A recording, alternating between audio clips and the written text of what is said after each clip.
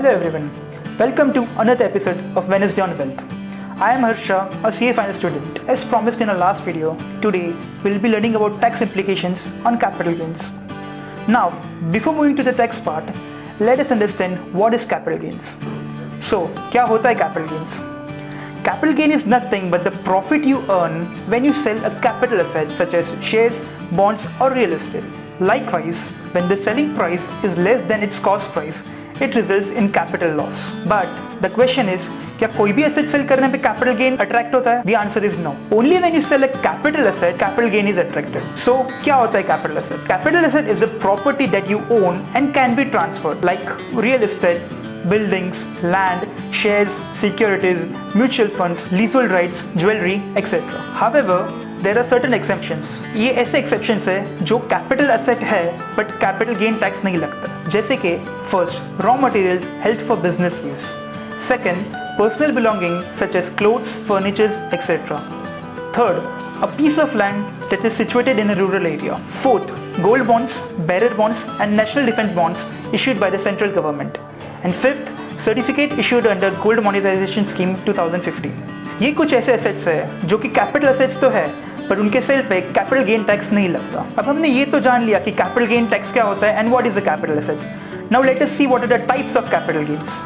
Capital gains are basically bifurcated in two types based on the period of their holding. First, short-term capital gain and second, long-term capital gain. So now let us see what is short-term capital gain. Short-term capital gain is any gain which arises on sale of short-term capital asset. So short-term capital asset क्या होता है? Any capital asset which is held for less than 36 months is short-term capital asset. The exceptions are as follows. First, listed equity shares. It can be listed at any stock recognized stock exchange. Second, zero coupon bonds and third, equity-oriented funds. अगर आप ये तीनों you are holding it for less than 24 months, it is short-term capital gain. अगर आप 12 months से बाद में cell करते हो, it constitutes long-term capital gain. There is one more exception, which is immovable property such as land, building or both and unlisted shares of company. ये दो के केस में the period of short term is 24 months. So अगर आप 24 months के बाद cell करते हो, it will be long term. So ये था short term capital gain. Now let us see what is long term capital gain. Long term capital gain is a gain arising on sale of a long term capital asset. So long term capital asset क्या होता है? Long term capital asset is an asset which you are holding for more than 36 months. However, it has exceptions just like short term capital gain. अगर simple words में बोले तो any asset which does not fall in the definition of short term capital asset is a long term capital asset. Now that we know the types of capital gain, let us understand the taxation behind it.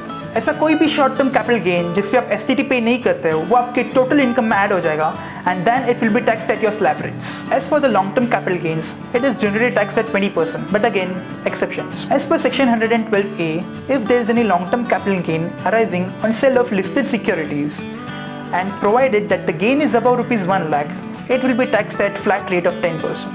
Similarly, on sale of listed securities, second, units of mutual funds or UTI, and third, zero coupon bonds. अगर ये तीनों हम cell करते हैं, then the LTCG will be taxed at flat rate of 10%.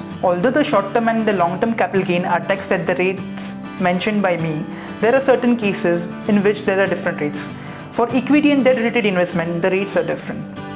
For equity funds, that is, the funds in which more than 65% of investment is held in equities, the short-term capital gain will be taxed at 15%, and for the long-term capital gains, capital gain up to rupees 1 lakh will be exempt and the balance will be taxed at 10%. In case of debt funds, that is, in funds in which more than 65% of investment is held in debts, the short-term capital gains are taxed at slab rates and the long-term capital gains are taxed at flat rate of 20% with the indexation benefits. So ये थे tax rates on short-term and long-term capital gain. Now let us see what is the set-off and the carry-forward of losses. So a profit from a single scrip can be set off against the loss of another scrip. So let's say आप एक share में profit कमाते हैं of 10 lakhs and दूसरे script में you book a loss of 20 lakhs. Now the loss of 20 lakhs can be adjusted against the profit of 10 lakhs. But there are certain conditions. Condition 1. Long-term capital loss can be set off only against long-term capital gain. And condition 2. Short-term capital gain can be set off against short-term capital loss as well as long-term capital loss.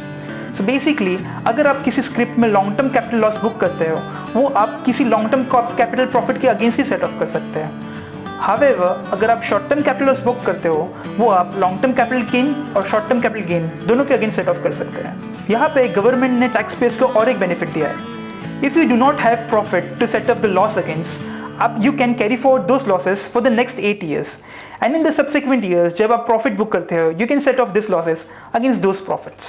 One important point is to be noted for carry forward of losses. अगर आप return file करते हो after the due date, you cannot carry forward your losses.